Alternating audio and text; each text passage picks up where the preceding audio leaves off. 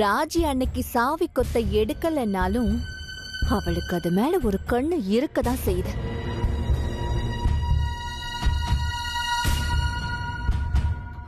இந்த ஜெயந்திய நம்பவே முடியாது. அவ வார்த்தை ஒண்ணு சுத்தம் இல்ல. எதுக்கும் நம்ம போய் ஒரு வாட்டி பாத்துருவோம்.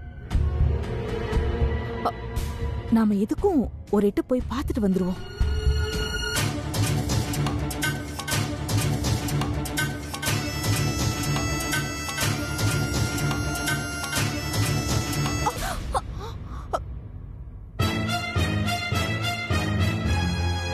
அத்தை மேலதான் மோதிட்டோமோ? ஐயோ, கேட்டா என்ன பதில் சொல்றது?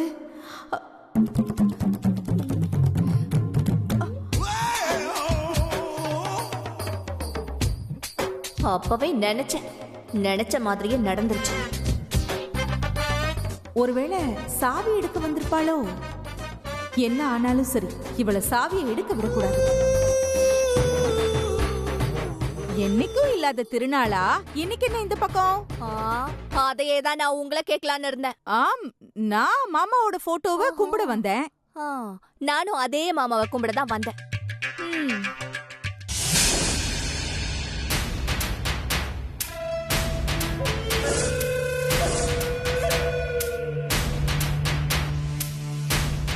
குட்டி போட்ட பூனையாட்டம் இங்கேயே சுத்திட்டு இருக்கும் போதே நினைச்சேன் இந்த வேலையை நீதான் பண்ணிருப்பேன்னு.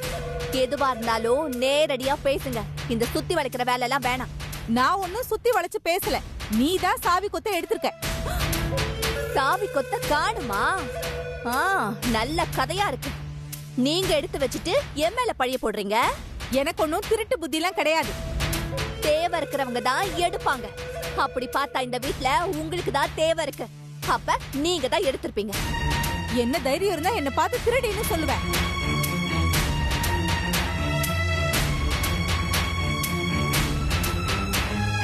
அந்த வேலையெல்லாம் நீங்க தான் செய்வீங்க. நீதான் அதை எடுத்துக்க. ரொம்ப நேரமா இங்க சுத்திக்கிட்டு இருந்த. போதும், நிறுத்துங்க. இதென்ன வீடா சண்டை கிடையா? எப்ப பார்த்தாலும் சண்டை போட்டுக்கிட்டு. அண்ணம்மா வர வர பேசுறது இல்லல்ல, அதான் இவங்க சத்தம் நாளுக்கு நாள் அதிகமாயிட்டே போகுது. அண்ணி ஏதாவது பேசினா நீ பதிலுக்கு மல்ல கட்டிக்கிட்டே இருப்பியா? உன் சத்தம் அங்க தெரு வரைக்கும் கேக்குது. குடும்ப மானமே உன்னால போகுது. அவங்க திருட்டு பட்டம் கட்டுவாங்க, அத பாத்துட்டு நான் சும்மா இருக்கணுமா? சரி, இப்ப எதுக்கு ரெண்டு பேரும் சண்டை போட்டுட்டு இருக்கீங்க? மாமா போட்டோ முன்னாடி இருந்த சாவி கொத்த காணோம். நேத்து வரைக்கும் இருந்துச்சு, இன்னைக்கு இல்ல. நைட்டு சாவி கொத்த இங்க தானே வச்சோம். நாம தான் சாவியை திருப்பி கொடுத்துட்டோமே. அந்த அமெரிக்காரி நம்மள மாட்டி விட ஏதோ சரி பண்ணிருக்கா. அதுக்கு முன்னாடி நாம முட்டிக்கணும். சாவி கொடுத்த ஒன்னும் ரெக்க முளைச்சு பறந்து போகலாமா? 2 கால்ல நடந்து போயிருக்கு. என்ன மருமகளே, நான் சொல்றது உனக்கு விளங்குது இல்ல? சாவி குத்த எடுத்தது யாருன்னு எனக்கு தெரியும். யார் எடுத்தான்னு தெரிஞ்சா முதல்ல சொல்லி தொலைய வேண்டியதானே. நேத்து ராத்திரி நாமெல்லாம் நிம்மதியா தூங்கும் போது உன்னோட வருங்கால மருமக தான் சாவி குத்த எடுத்தா. இதை என் கண்ணால பார்த்தேன்.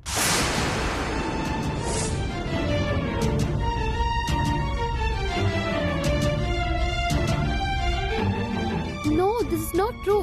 Actually, இத பாருமா, இங்க எல்லாருக்கும் தமிழ் தெரியும். தமிழே பேசு. இவர்தான் நைட்டு சாவி எடுத்தாரு. நான் பார்த்து கேட்டதுக்கு ஏதோ கதை சொல்லிட்டு இருந்தாரு. இவரை பத்தி தான் உங்களுக்கே தெரியுமே. ஐயோ, இத பாருங்க. இந்த பொண்ணு அபாண்டமா என் மேல பழி போடுது. இந்த பழி சொல்லோட இந்த வீட்ல இருக்கிறதுக்கு நான் விரும்பல. நான் இப்பவே வீட்டை விட்டு போறேன். யாரும் கிளம்ப வேணாம். ஐயோ, நீங்க இந்த வீட்டு மாப்பிள, நீங்க சொல்லாதீங்க. இதை எங்க அண்ணி சொல்லட்டும். இப்ப பிரச்சனை அது இல்ல, திருடுனது யாருங்கிறது தான். அது யாருன்னு எனக்கு நல்லா தெரியும். இவ்வளவு நாள் அங்க இருந்த சாவி கொத்து திடீர்னு காணாம போச்சுன்னா கண்டிப்பா அந்த வீட்டுல இருக்கவங்க எடுத்திருக்க மாட்டாங்க. புதுசா வந்த ஆள் தான் எடுத்திருக்கணும்.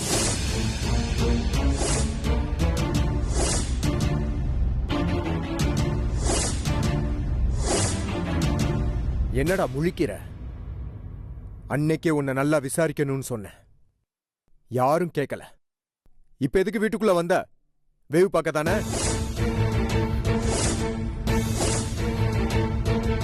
சார், நான் வேலை பார்க்குற வீடை என் சொந்த வீடா தான் நினைப்பேன். திருடுற பழக்கம் எனக்கு கிடையாது சார். சத்தியமா நான் அதை எடுக்கல. சொந்த வீடு மாதிரின்னு சொல்லிட்டு இங்கேயே கை வச்சிருக்க. உன்னை எல்லாம் நம்பி வேலைக்கு வச்சதுக்கு உன் திருட்டு புத்திய காட்டிட்டல. சார், திரும்பவும் சொல்றேன், நான் திருடல. எனக்கு சத்தியமா அந்த பழக்கமும் கிடையாது சார். இவனை இப்படி விசாரிச்சா உண்மையை சொல்ல மாட்டான்.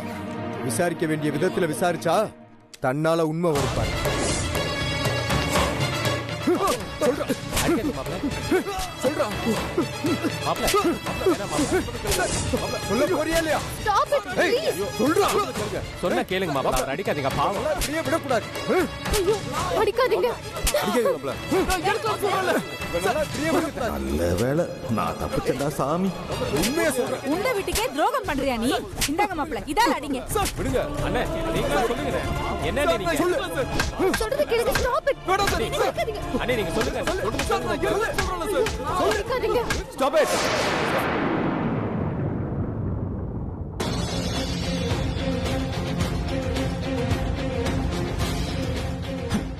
வந்துட்டாயா நியாயஸ்த?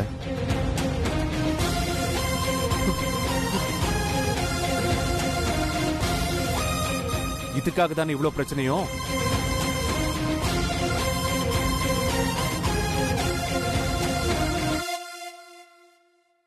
இந்த சாவி கொத்து அனாமத்தை எப்படி கிடக்குதுன்னு நான் தான் பத்திரமா எடுத்து வச்சேன்.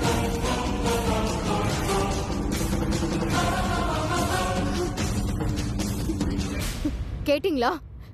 யார் எடுத்ததுன்னு கேட்காம அபாண்டமா அவர் மேல பழிய போட்டு அவர் அடிச்சிட்டீங்கல்ல. மரியாதையா அவர்கிட்ட சாரி சொல்லுங்க. முதல்ல நீ எனக்கு சாரி சொல்லுமா. மாப்பிள்ள கேக்குறது அப்புறம் இருக்கட்டும். என்ன பாக்குற? எல்லாரும் முன்னாலேயும் எனக்கு திருட்டுப்பட்ட கட்டணம் இல்ல, அதுக்கு தான். மாமா கொஞ்சம் சும்மா இருக்கீங்களா? இந்த சாவி எடுக்கிறதா இருந்தா ஒண்ணு அத்தை எடுக்கணும், இல்ல இந்த வீட்டு மூத்த மருமக நான் எடுக்கணும். எதுவா இருந்தாலும் சுத்தி வளைக்காம நேரடியா கேளுங்க. எனக்கு என்ன பயமா? அந்த சாவியை எதுக்கு எடுத்த சூர்யா? ஆபீஸோட சேர்த்து இந்த வீட்டையும் உன் கைக்குள்ள போட்டுக்கலான்னு பாக்குறியா? அப்படி என்னைக்குமே நினைச்சது இல்ல, நான் நினைக்கவும் மாட்டேன். ஏன்னா நான் அண்ணமா வளர்த்த பையன். அப்படி ஒரு யோசனை இல்லாதவன் ஏன் எடுக்கணும்? அந்த திட்டம் இருக்கிறதுனால தானே எடுத்து வச்சுக்கிட்டு இப்ப குடுக்கற. அக்கா, அந்த நினைப்பு இருந்தா அவன் ஏன் சாவி கொத்த இப்ப கொண்டு வந்து குடுக்கறான்? அப்படி கொண்டு வந்து குடுக்கறவன் அப்பவே கொண்டு வந்து குடுக்க வேண்டியதானே? இவ்ளோ பிரச்சனை நடந்து முடிஞ்சதுக்கு அப்புறம் இப்ப கொண்டு வந்து குடுக்கறான். எதுக்கு தேவையில்லாம பேசிக்கிட்டு? இவ்ளோ தூரம் ஆயிடுச்சுல, பேசாம சொத்த பங்கு போட்டுற வேண்டியதான்.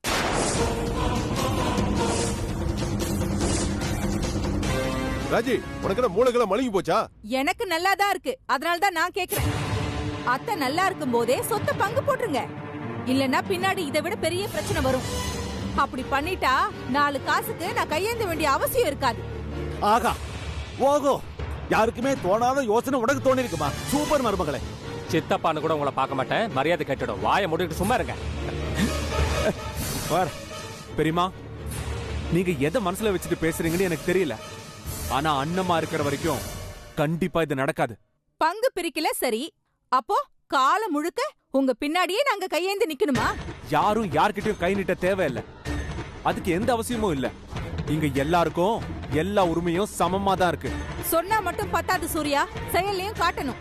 இவ்ளோ நாளா இங்க இருந்த சாவியை யாருமே எடுக்கல, இப்போ நீ மட்டும் எதுக்கு எடுத்து வச்சிருக்க?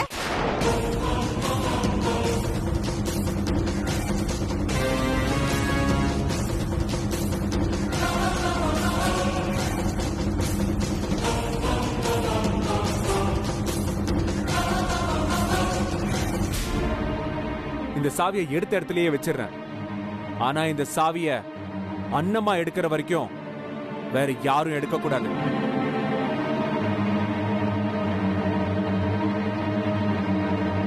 அப்படி மீறி யாராவது எடுக்கணும்னு ஆசைப்பட்டா அப்புறம் என்ன நடக்கும்னு எனக்கே தெரியாது. இதோட பின் விளைவுகள் ரொம்ப மோசமா இருக்கும்.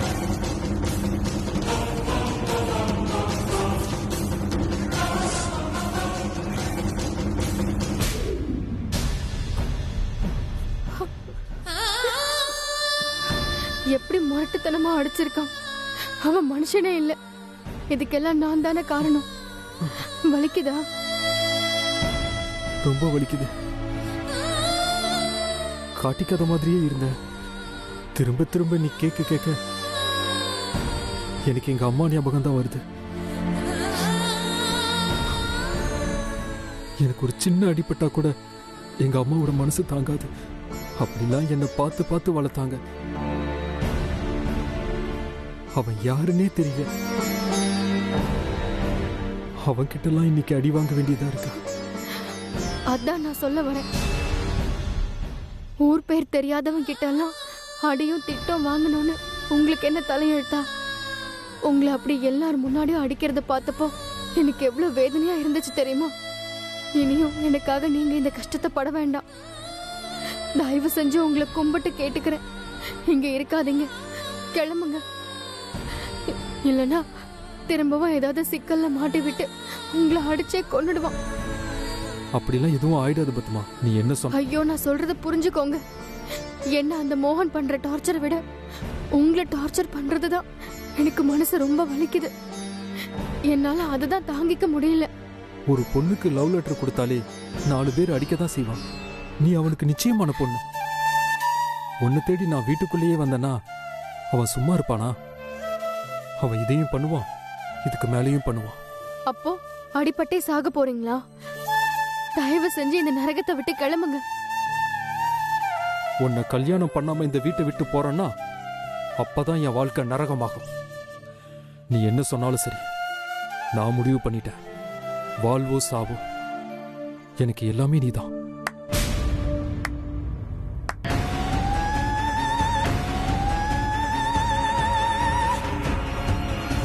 பின்னிட்ட சீனிவாசன், இதான் இந்த பேச்சுதான்.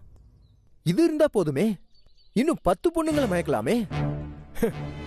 நீங்க கூட இந்த டென்ஷன் தாங்காம புன்னகை மன்னன் கமல் ரேகா மாதிரி அருவியிலிருந்து குதிச்சு தற்கொலை பண்ணிப்பீங்களோன்னு பயந்துட்டேன்.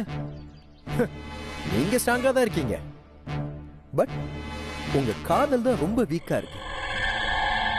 ஆமா, உயிரை விடுற அளவுக்கு அப்படி இவகிட்ட என்னதான் இருக்குது? என் கண்ணுக்கு என்னமோ பீரோ நிறைய நகையும் கோடி கோடியா பணமும் தான் தெரியுது. நீ எங்களை பண்ற கொடுமைக்கு நரகத்துக்கு தான் போவ. நீ சொல்ற சொர்க்கம் நரகம் இதுக்கெல்லாம் ஏன் அகராதியில அர்த்தமே வேற. நான் இருக்கிற இடம் சொர்க்கம், என்னை யாரு பகைச்சுக்கிட்டாலும் அவங்களுக்கு தான் நரகம். நீ என் கூட வாழ்ந்தே ஆகணும், அதான் உன் விதி. செத்தாலும் சாவேனே தவிர உன் கூட வாழவே மாட்டேன்.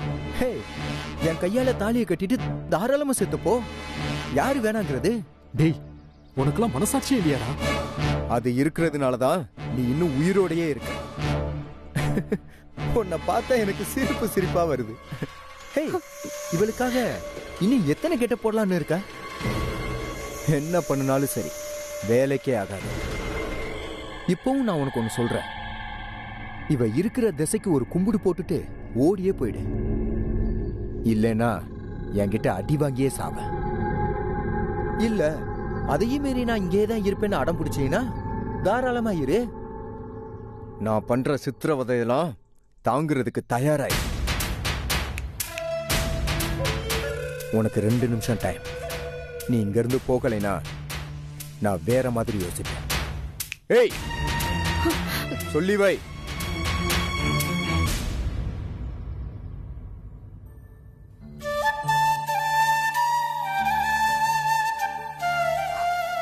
ஸ்ரீனிவாசன், தயவு செஞ்சு இங்கிருந்து கிளம்பிடுங்க.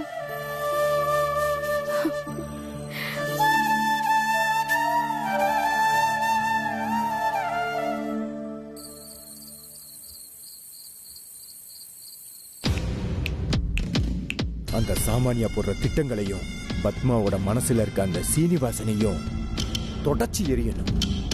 எப்படி எப்படி எப்படி எப்படி?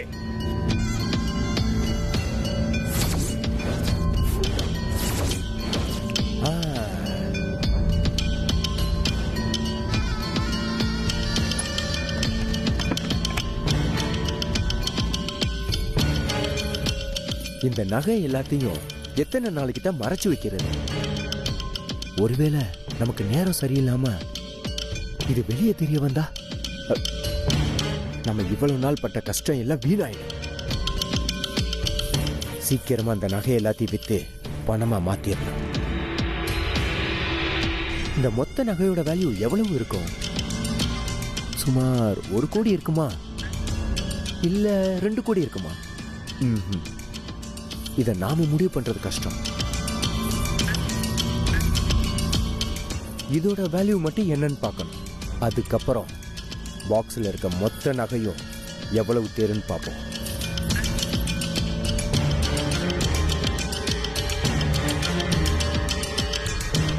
நாளைக்கு பத்மாவுக்கு நகை எடுக்க போகிற இடத்துல இந்த நகையை கொடுத்து இது எவ்வளவு தேருன்னு தெரிஞ்சுக்கோ. இந்த நகை எவ்வளவு தேருன்னு தெரிஞ்சாதான் நம்மளோட அடுத்த பிளான் கரெக்டாக இருக்கும்.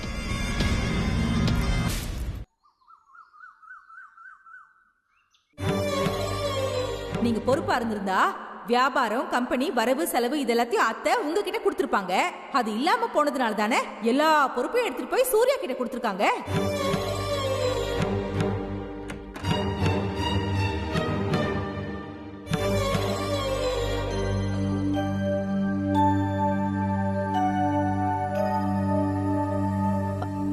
அத்தை, பத்மாவுக்கு நகை எடுக்க போறோம், நீங்களும் வாங்க அத்தை.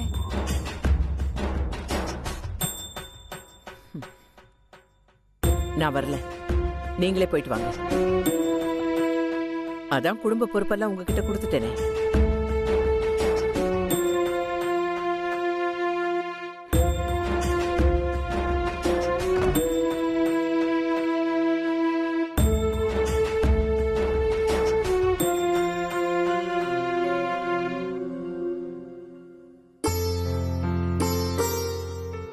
அக்கா, ஆ, அத்தை என்னக்கா சொன்னாங்க? அத்தை வரமாட்டேன்னு சொல்லிட்டாங்க. நம்மளையே போய் எடுத்துட்டு வர சொல்லிட்டாங்க. சரி, எல்லாரும் ரெடி ஆயிட்டாங்களா? எல்லாம் ரெடி. ஆனா பத்மா மட்டும் அரை மணி நேரமா இன்னும் ரெடி ஆகவே இல்ல. சரி வா. பத்மா, பத்மா, பத்மா, ரெடி ஆயிட்டியா? பத்மா ரெடியா இல்லையா? பத்மா, ரெடி பத்மா? ஆயிட்டியா இல்லையா? கேக்குதா உனக்கு? என்ன பண்றா இந்த பொண்ணு? என்ன தெரியுமா? கதவை திறக்க மாட்டேன்றாடி. பத்மாக்கா, பத்மாக்கா, கதவு திறக்கா. அக்கா ரெடி ஆயிட்டியா இல்லையா? என்ன ஆச்சு? வா வெளியே. என்ன இவ? பத்மா, என்னாச்சு? நகை கடைக்கு போகணும்னு ரெடி ஆக சொன்னேங்க. உள்ள போய் ரொம்ப நேரமாச்சு. கதவு தட்டுற, வெளியவும் வர மாட்டேங்கிறா, பதிலும் சொல்ல மாட்டேங்கிறா. பத்மா, பத்மா கதவு தர. பத்மா, பத்மா, என்னடி பத்மா பண்றா? கதவு தர. முதல்ல வெளியே வா பத்மா. பத்மா, ஏய் பத்மா, அம்மா என்னமாச்சு? கதவு திறக்க மாட்டாடா. பத்மாக்கா, பத்மா, அக்கா கதவை தர. பத்மா கதவு தர. முதல்ல எதுவா இருந்தாலும் வெளியில வாமா, பேசிக்கலாம். பத்மா கதவு தர. பத்மா, ஏய் பத்மா, கதவு தர.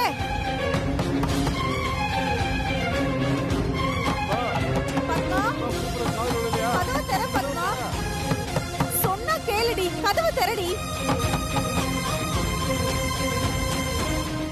என்னாச்சு? அத்தை, நகை எடுக்க போனோம், Dress மாத்திட்டு வாடின்னு சொன்னோம். ரொம்ப நேரம் ஆச்சு அத்தை. அத்தை, தட்டிக்கிட்டே இருக்கோம் அத்தை, திறக்கவே மாட்டேங்கிறா. பதிலே சொல்ல மாட்டேங்கிற அத்தை, பயமா இருக்கு. பத்மா, கதவை தரமா. ஒருவேளை தற்கொலை எதுவும் பண்ணிக்க போறாளா? பண்ணனா பண்ணிட்டு போறா.